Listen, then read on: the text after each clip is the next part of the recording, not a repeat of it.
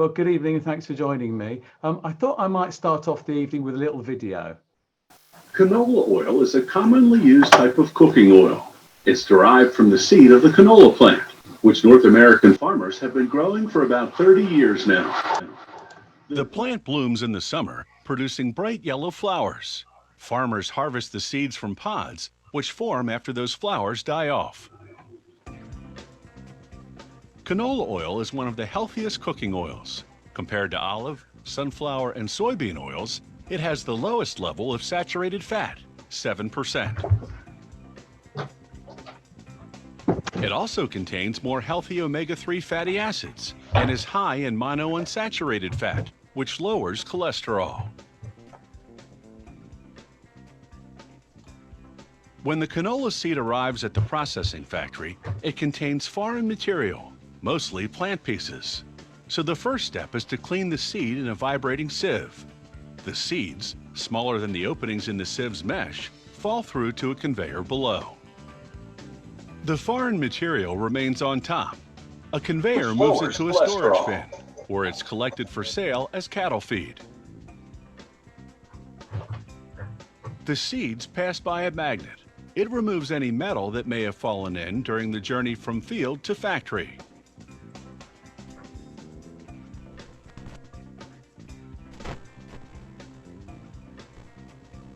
Next, the seeds enter a roller mill. They pass between two steel rollers, which crush them into thin flakes. A conveyor then feeds the flakes into a screw press. It has a large revolving screw-shaped shaft enclosed within a slotted cage. As the shaft turns, its threads squeeze the flakes with high pressure, forcing out the oil, which then drains out through the slots. 42% of canola seed is oil. This screw press extracts nearly 3/4 of that. The remainder is still trapped in the pressed flakes, now referred to as canola cake. The cake exits the other end of the press and moves on to a second extraction. This one, a 70-minute wash with a solvent. This chemical extraction process removes all but a trace of oil. The factory then grinds the cake into protein-rich meal that it sells as animal feed. The extracted oil, stored in large tanks, now enters the refining phase. First, they wash the oil for 20 minutes with sodium hydroxide. During this wash cycle, they spin the oil at high speed so that the centrifugal force separates the natural impurities, which the factory later sells to soap manufacturers. After this cleaning process, the canola oil is visibly clearer. However, it still contains natural waxes, which makes it look cloudy. So the next step is to cool the oil to 41 degrees Fahrenheit. This thickens those waxes so that they can be filtered out. The waxes don't go to waste either. The factory uses them to produce vegetable shortening.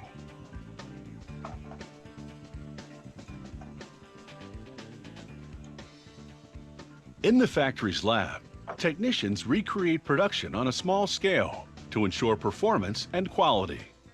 Meanwhile, back in the factory, after washing and filtering the oil, they bleach it to lighten the color, then use a steam injection heating process to remove the canola odor.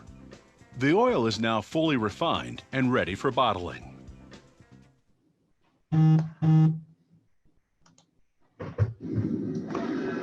Okay, so all very natural and impressive, and if you've heard me talk about processed food and you wonder what I meant, maybe that will give you a pretty good idea. So what I'm planning to do is a brief PowerPoint presentation, then we'll have questions and answers. So do feel free to put any questions in the group chat. So I thought we might as well start the evening, as we mean to go on, with sex, or more specifically masturbation. Why do I say that? Well, you may not know this, and I did mention it briefly in my last live.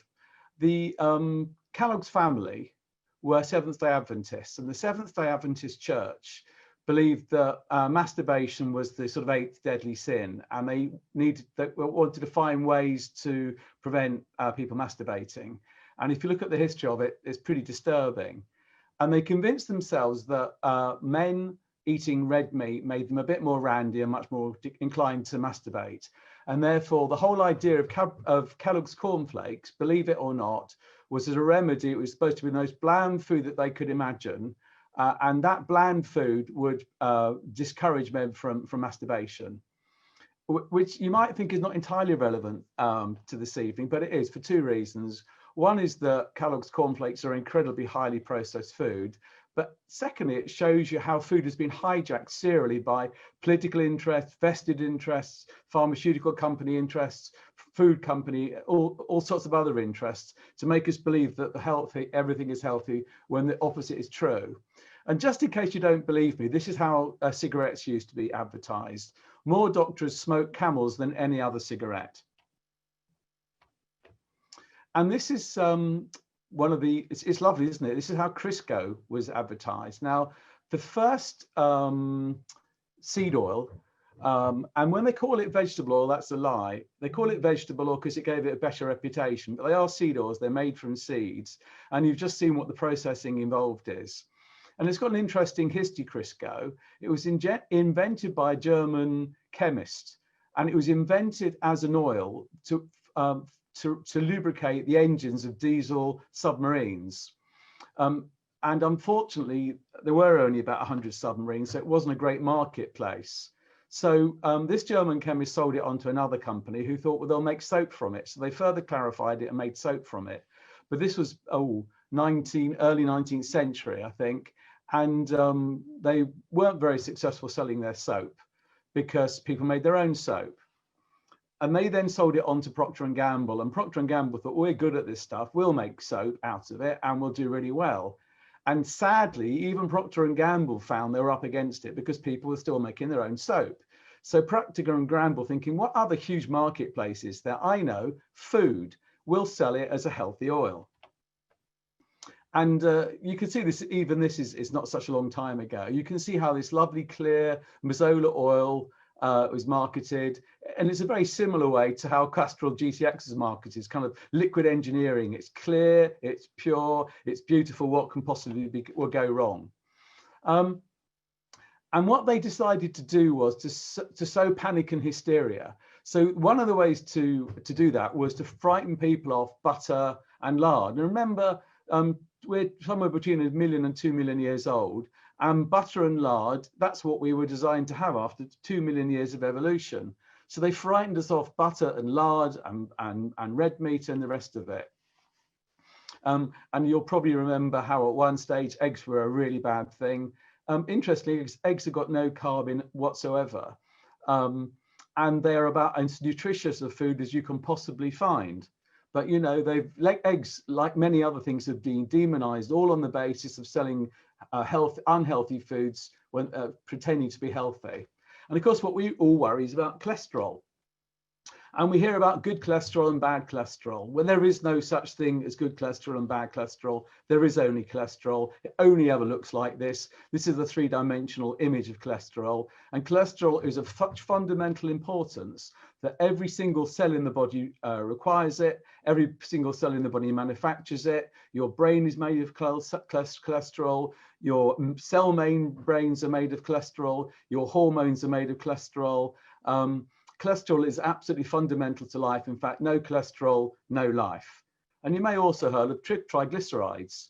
And it's the triglycerides that are the bad news, if you like. And if you have a diet high in sugar and carbs and processed food, you generate a lot more triglycerides. So how does the whole thing work? Well, the bloodstream is a watery substance, and cholesterol and most of the output of the liver is an oily substance. And we all know that water and oil don't mix.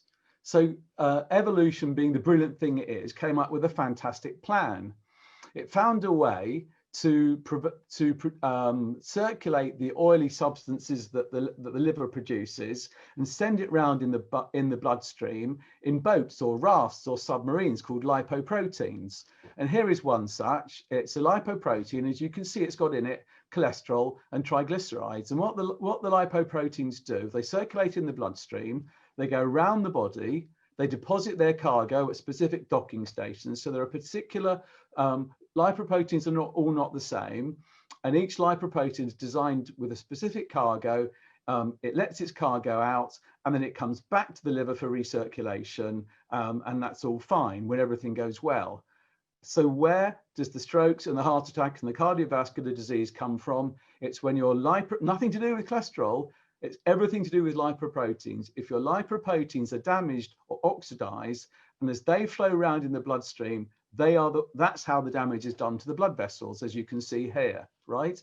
So all this stuff about fat makes you fat, and you can imagine, I mean, we can all imagine it, can't you? We've had a barbecue today, and you can see the wax in the bottom of the barbecue, and you think, yeah, I can imagine that clogging up my arteries. Absolute rubbish, right? What happens is, if your lipoproteins, which are the carriers, the submarines, get, if you like, rusty, it's just like an engine, right? If you've got silt in your engine, eventually the engine will start to get damaged, and bits of it will get worn out. You get the oil waste blocked, and then the oil can't circulate properly, and it's just the same as the bloodstream. And it happens particularly if you think about where the arteries go around a bend, and if you've got damaged oxidized lipoprotein, as they go around the bend, they accelerate and they bump into the wall and they cause damage. And this is the damage that you can see. Nothing to do with cholesterol, everything to do with damaged lipoprotein. All of this is based on studies by a guy called Ancel Keys. And he's the guy that came up with the heart fat hypothesis. He's the one that convinced all of us, and governments and food companies got on the back of it, that saturated fat is the root cause of the evil. And if you look on the left, you can see a lovely study. You can see how Keys selected 6 countries, and you can see how the death rate per 100 on the left-hand side is mirrored by the percentage of calories from saturated fat on the right-hand side. So there's an association here, not a causation, association. And the way I explain this is, think about the African tribe that every day prayed to the sun god. And when the sun went down, they prayed to the sun god, and in the morning, the sun came up. That was an association. Now, not many people would have believed that the praying to the sun god was the reason that the sun came up each day. But there's more to it than this, because actually, Ancel Keys didn't study 6 countries. He was careful about his selection. He originally studied 16 countries, and that's what I've illustrated on the right. Can you see any correlation between the percentage of calories from fat and deaths? Neither can I. Actually, if you analyze it, what this shows is the more saturated fat in your diet, the less risk you've got of having a heart attack or a stroke, or indeed dying from anything. We have been lied to. And here's an example. Here is the total energy from saturated fat on the bottom line. And here is the age standardized deaths. And what does it show? The less saturated fat you've got, the more heart disease you've got. And the more saturated fat, guess what? The less heart disease. And here's another example from the different countries. And again, what it's showing is rate of heart disease against saturated fat intake. And guess what? The reverse of what we've all been told, the more saturated fat, the lower the rate of heart disease. And here's some other examples. This is the diets of people with the lowest risks of heart disease. And they eat some pretty extreme diets, these people. The Inuit, entirely whale meat and blubber, and a diet 75% saturated fat. The Maasai, 66% saturated fat. The Rendille, 63% saturated fat, and the rest you can see for yourself.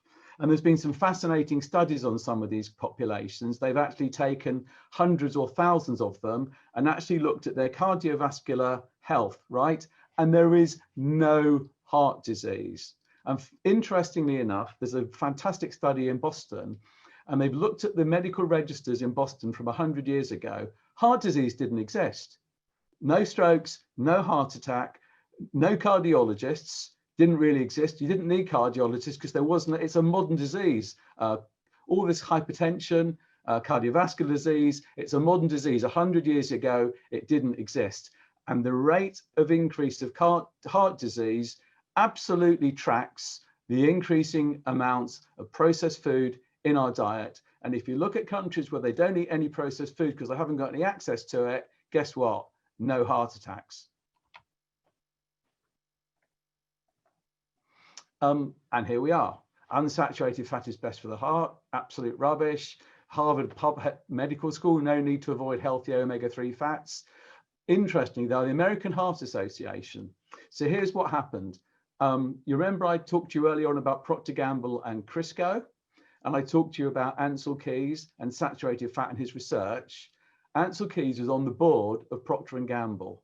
Procter & Gamble paid the American Heart Association in 1920, I think 1915, 1920, $1.7 million then, which is probably the equivalent of $17 million now, a load of money, right? Now, the American Cardiology Association at that point was basically three men in the back of a shed.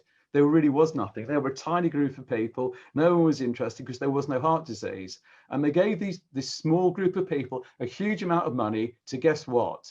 To find that saturated fat was bad for you, and that these highly refined processed oils were the good news. And that is the history of how we've been lied to. Just like with smoking and just like with the cornflakes, it's exactly the same playbook. And if you want to know more about this, there's a wonderful book by Nina Teicholz. She's got some fantastic YouTube videos, and she's unearthed the entire story of Don't Fear Fat and the whole history of this. And there's lots of, as I say, if you go to YouTube, you'll find lots of her stuff, and I highly recommend her book. She's a fantastic investigative journalist. I'm just going to let one person more in the room. Right. So here we have, even ants know this, right? So you've got margarine and reduced fat margarine, and you've got natural butter, and guess which one the ants are going for? They know more than we do, seemingly. This is very complicated, but it makes the same point. A high-fat diet reverses coronary risk more than a low-fat diet is what this shows.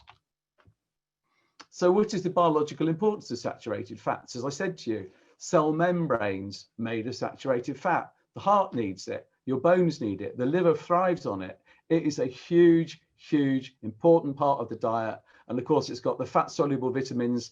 If you don't eat the saturated fat, you miss the fat-soluble vitamins.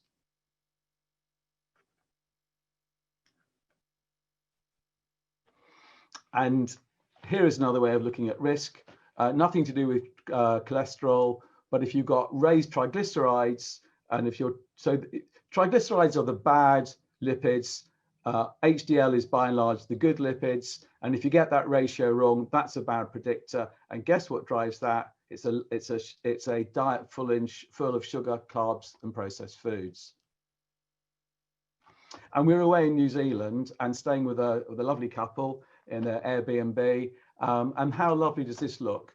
Natural New Zealand butter, taste blended with, guess what? Canola oil. And this was a couple who were really into their health.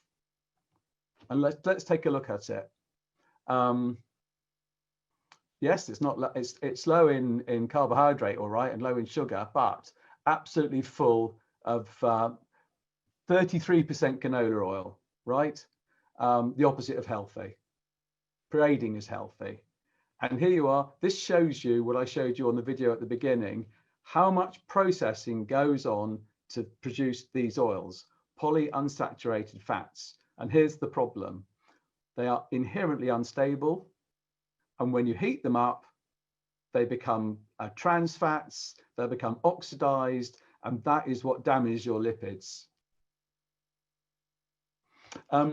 And I think we all know this. The nation's favorite vegan sausage roll, I think it's made Greg's fortune. They've made more money. I think it doubled their profits last year. And of course, so I emailed them and asked what was in it. A Greg's ordinary sausage roll might be pretty damn unhealthy, but this is even more so. And of course, you pay a huge premium to have hugely unhealthy so-called vegan sausage roll with, guess what's in it? Rapeseed oil, among others. And here's another one. The number of coronaviruses compared with the soybean oil consumption. And guess what? The higher your diet of these processed foods, the higher your level of problems are with COVID, etc. Where did I get to? Not many more, you'll be pleased to know.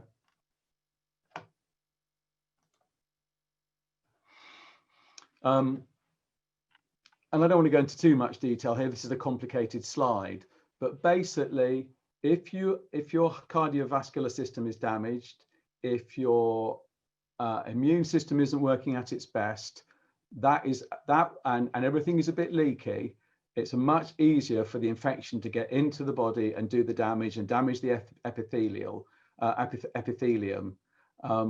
So the point here is, if you eat a diet high in saturated oils, you're already quite inflamed, you're already quite vulnerable, your immune system is damaged, and that will not help you with COVID response.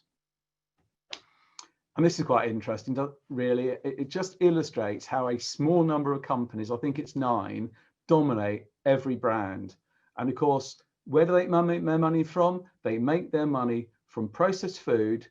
That's where the profit margins are. And that is why they want all of us, that's why they've lied to us. And that's why they want us all to believe that calories in, calories out, that a calorie of Mars bar is the same as a calorie of broccoli. And this is what makes the world go round. And they have bankrolled so much of the food research and some of this, all this stuff, and I spent years avoiding red meat, everything low fat, etc., because this is how these countries make their profits, just like the smoking industry used to. So does that mean that there are no fats are good? Of course not. So these are the good fats: butter, coconut oil, avocado oil, olive oil, and ghee, all the things we've been told to avoid. Here's why. It's all got to do with smoke point. So the hotter you're going, the more careful you have to be. And as you can see, butter and these oils here are much more resistant because they're fully saturated. By definition, they're chemically more stable, right? Saturated fats, good. Unsaturated fats, bad. And this is how it turns toxic. So your local chippy that no doubt fries in saturated in some form of seed oil, and it reheats the oil, and it reheats the oil, and it reheats the oil. You can see after 30 minutes how much damage is being done to the oil, and that is what you're eating. And even the really top restaurants, a lot of them, because it's so cheap, they cook in seed oils. So as we start to go back out to eat more and the COVID thing is reduced and we can go out and eat, think very hard about not just the food that you pick, but the oil it's cooked in. Talk to your restaurant about where they cook their food. And of course, there's all this rubbish about Beyond Burger, right?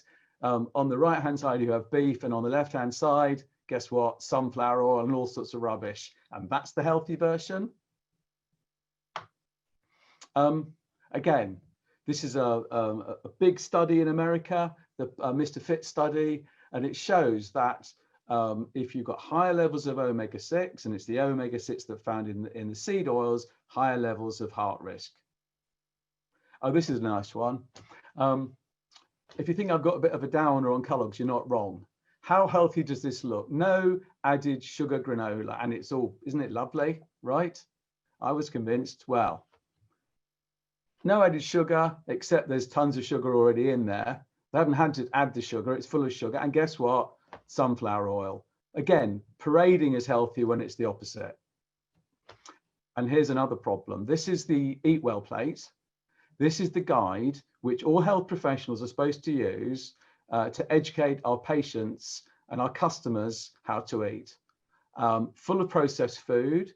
It's got healthy whole grains, not so much. Bagels, whenever was that a health food? And as you can see, everything is low fat, high sugar, high carb, processed food. And you're thinking, well, how come is this? Because this guide is written for Public Health England by a group of people who, guess what, work for the food industry. And there's a very interesting slide which shows how conflicted all these individuals are. And as many of you know, this is my version of a healthy plate, basically a modified Mediterranean diet. Okay, so I'm going to stop the share at that point, and we'll be happy to take some questions.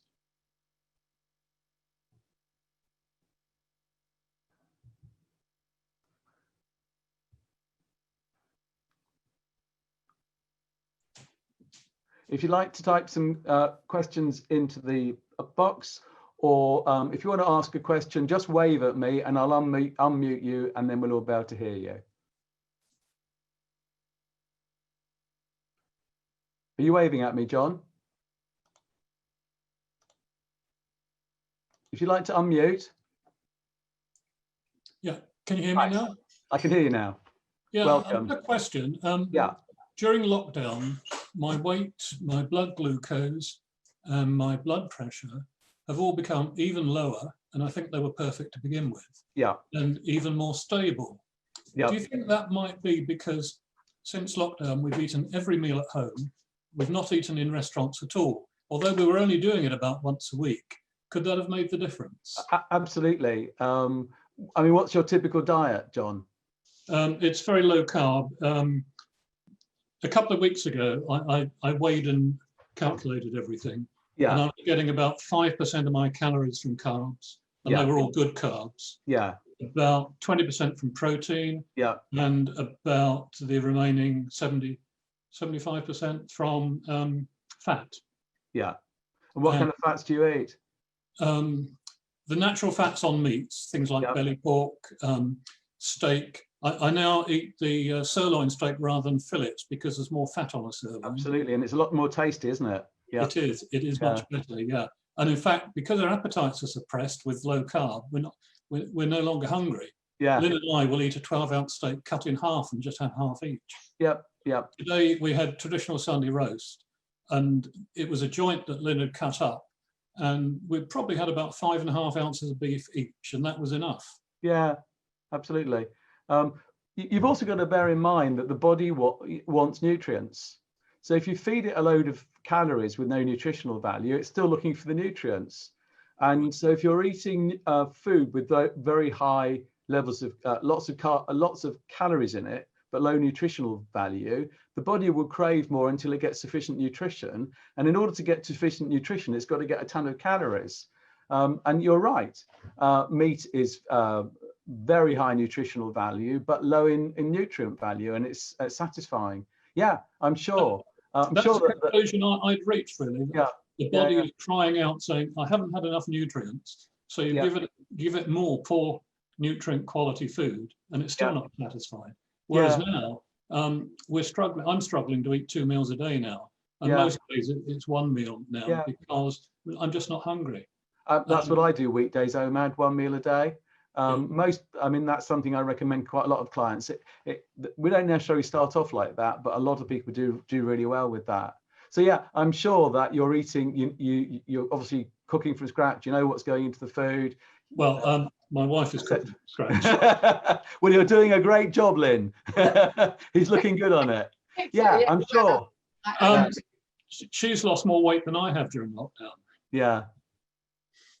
Yeah, there you are. So lockdown has some good things about it. I won't say it's a great thing, but it's definitely got some good things about it. Yeah, I'm sure.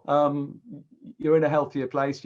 It's not, you know, the restaurant food tends to be much more carby, but also people forget it's often lower in micronutrient, and almost invariably there's seed oils about the place. So yeah. I think that's it, because I always manage to find a low carb option on the menu. Yeah. Or just order something standard but without potatoes, etc. Yeah. It's now occurred to me that things like the gravy and the sauces are probably still full of some bad foods for me. They're probably full of sugar and made from seed oil. Yeah. Yes. So there you are. Yeah. Well, you've done well. Okay. Cheers. So if you mute yourself, David. Do you want to unmute, David, or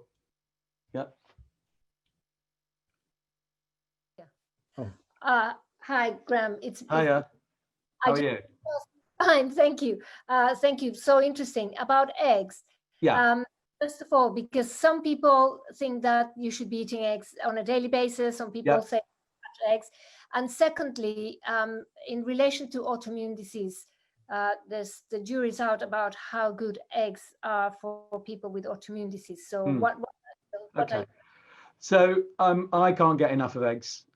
It's such a fundamentally healthy food. It's they're cheapest chips. Well, I may say cheapest chips. Yeah, maybe fantastic value, fantastic nutrition. It's as good as it gets. In terms of autoimmune disease, I would say, I mean, look, you can never be absolute about this. I would have said it was a good thing, because there's, so long as, obviously, two things: cook the eggs. However you cook them, don't cook them in a seed oil, right? If you get your healthy eggs, but you cook it in your Crisco or whatever it is, of course you've undone all the good. So cook them in something healthy like butter. Of course, butter's got all the fat-soluble vitamins in it as well. I would be very, very surprised, and you can never say never in medicine. I would be very surprised if someone with autoimmune problems, if they were exacerbated by having eggs. I would have thought quite the reverse. Okay. But that's a general advice. I mean, we'd have to look at everyone individually. So you think it's okay to eat them on a daily basis? Absolutely. Yeah. It's as good as it gets. Yeah, because our son was having three eggs almost on a daily basis, and we just thought, oh, that's too much. Yes, we thought maybe. Yeah, there are plenty of healthy people who have like 6 eggs a day. Yeah. It's fine. Okay. Oh, okay. And they're so diverse, and there's so much you can do with them. Yeah. I personally think it is worth paying the extra to get organically grown ones if you can. Not everyone can afford that, but if you can afford it, personally, I think it's worth the extra investment. And Graham, is there any difference between having, say, goose eggs or any other form of egg? They're all good? Or... They're all good, yeah. I mean, I must admit, I haven't looked individually at the nutritional content of them. And maybe there are minor differences, but fundamentally, they're all good and healthy. I mean, just pick the ones that you enjoy the most, I would say. And if you're baking with eggs as well, that's another way of getting them? Whatever way you like. Yeah, absolutely. Those eggs, I have something in the back of my mind that they're not, they were very, was it just simply that they're very fattening, quail's eggs? I can't see why they would be, because no eggs have got any carbs in. It's the carbs that tend to be fattening. But if there's a specific, if you've got a specific one that you want to just DM me and I'll double check it. I'm giving this off the top of my head. Sure. Okay. Yeah. Perfect. Thank you. Any more questions? Great. Thank you. Give a check. Let me just see if there's anything. Yeah. John said this is why they stopped eating Anchor spreadable. Absolutely, that makes sense.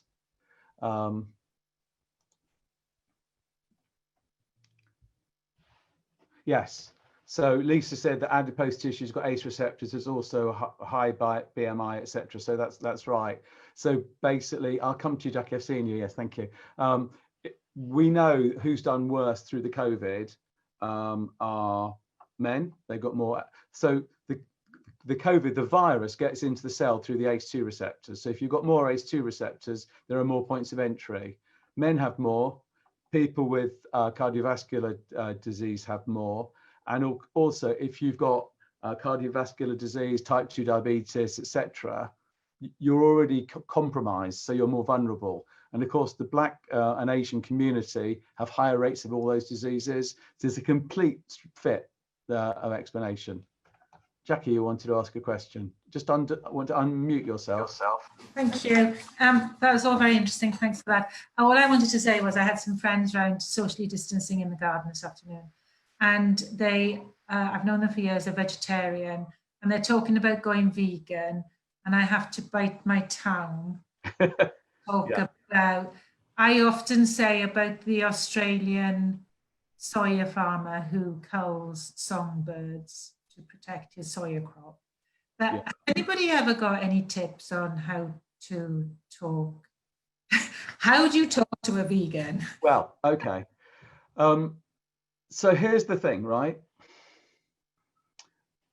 If being vegan is a fundamental moral principle for you, or a fundamental, and I've got plenty of clients who are vegan for either moral reasons or religious reasons, and it is not my role to offend people's morality or their religion. I respect both. The starting point is this: 2 million years of evolution makes us omnivores. It just does. You can't argue with evolutionary biology, okay? And the example I always give is the human being and the cow, right? Cow's got a massive stomach and a tiny brain, and a human being's got a massive brain and a tiny stomach. Why is that? because what did Homo sapiens do that enabled it to maintain this huge brain and small stomach is because we learned to hunt, and we got tools to hunt with, and we had fire, and it enabled us to kill the cow and eat the cow. So the cow does the work for us. And that is why we're designed to eat red meat, and particularly the healthiest food of all is offal, brain and all of that, which I know is very much out of favor. So the nutritional content in that is unbeatable. So does that mean that, what bothers me is the way that veganism has been hijacked for political ends. And it's just the same hijacking as we saw with Kellogg's cornflakes, because Kellogg's et al. Know if you're eating less meat, you're going to eat more carbs, more of their stuff. And we also know, the processed food industry, they're not going to make the money from the meat. They make the money from the Beyond Burger, all of this stuff, right? So what am I really saying? I've got quite a lot of clients who are vegan. You can be a really, really healthy vegan. It's absolutely possible to be a healthy vegan. The point is you need to really understand nutrition and really work at it. What bothers me is the lazy vegans, and I see this particularly in young women who think they're saving the world by going vegan, and they think they're being healthy by going vegan, but they're kind of lazy vegans. And I just look at these women, and they look ill. They tend to be overweight, but they're not necessarily overweight. They have problems with their periods. They don't sleep very well. They don't feel very good. And I try to encourage them to move in the right direction. If they're, for whatever reasons, let's say religious or moral, they don't want to do that, then we work really hard at their nutrition to give them a really healthy, balanced diet. But it is more difficult, definitely. If you DM me, Jackie, there's a couple of videos and various things I can show you. I tell you who I would follow in particular is Zoe Harcum, because Zoe was... I know Zoe. Zoe's Zoe? a friend. Right. Yeah, I know Zoe. So Zoe's books are good. Zoe's got some brilliant... I've got them. Right, okay. I've got Zoe's books. You won't find a better starting place. I mean, she does it much better than me. You won't find a better starting place, I don't think, than Zoe Harcum. Yeah. It's just, when I was doing my nutrition course, one of my friends was a vegan. Yeah. Very, very clever. I think she had I'm not even sure if she didn't have a PhD in biochemistry or something. And even she eventually started eating oily fish because she wasn't ovulating. Yeah. And I try and share that with people, but yeah. It's almost... People get indoctrinated. But then, I mean, I'm a health professional. Most health professionals have been indoctrinated to think that, fat makes you fat and it's all of this stuff. So health professionals get indoctrinated. Is it a great surprise that people without the scientific medical backgrounds get messed around by this? And that's why it's so important to... the other thing I would say, people, join the Public Health Collaboration, phc.org.uk, I think it is. It's a nationwide and international collaboration of medical professionals and lay people who want to tell the truth about the science and expose what's gone on. And our T-shirts this year say, it's not the cow, it's the how. Absolutely, yeah. And also they had a fantastic conference. You can go to their website. The whole conference is free on YouTube. Every single presentation is an absolute peach. Okay. Do I have anybody else waving at me? Jackie. You need to unmute. Yeah. Hi, Graham. It's Keith here. Jackie's husband. Hi. Yeah.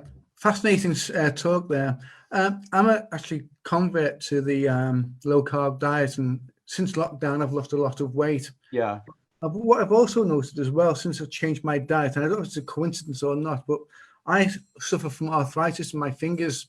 Yeah. And since I've changed to the low carb diet, the arthritis in my fingers have progressively got worse. My fingers are stiffening up. Is that something I'm missing in my diet that I could be unaware of? Is this something you come across in the... That surprises me, because I thought you were going to say everything got better, not worse. No, right. My fingers are stiffening up, being right. stiffened up, and starting to lock as well. My fingers start to lock. Yeah. So something else must be going on, because fundamentally your dietary change has reduced inflammation.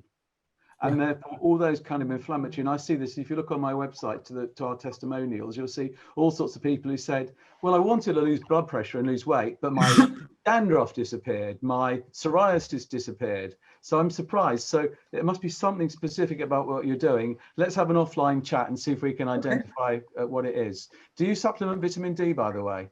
No, don't. No. Aha. Okay. Right. So let's have a private conversation. Okay, that's great, Graham. Thank you. I'll come back to you, Jackie, but I just want to see if anybody else, make sure that anybody else who wants to look in has a chance. I'm just going to check in the questions. Okay, Jackie, go for it. It's just, is there a non-animal source of B12? I have this discussion with my vegan friends. I think maybe like seaweed or something somebody was saying. I'd have to go back and check that, Jackie. DM me, because generally speaking, all vegans I tend to supplement with B vitamins. Because this is my discussion. Oh, okay. This is my discussion. If you're vegan and you're supplementing with B12, it's a non-vegan supplement. But that's just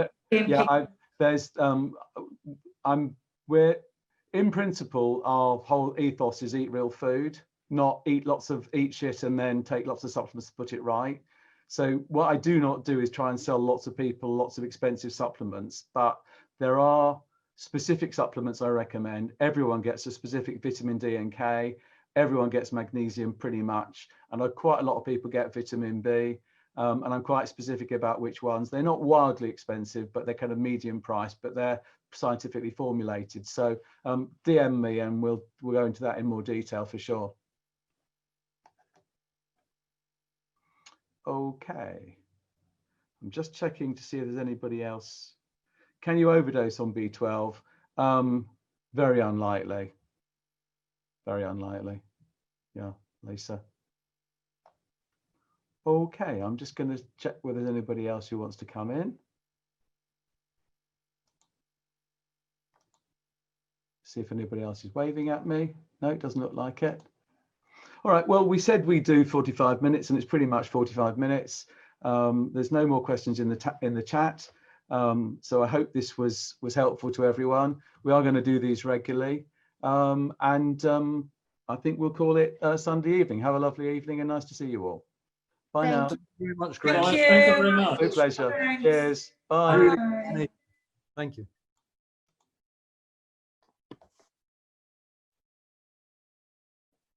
I don't know.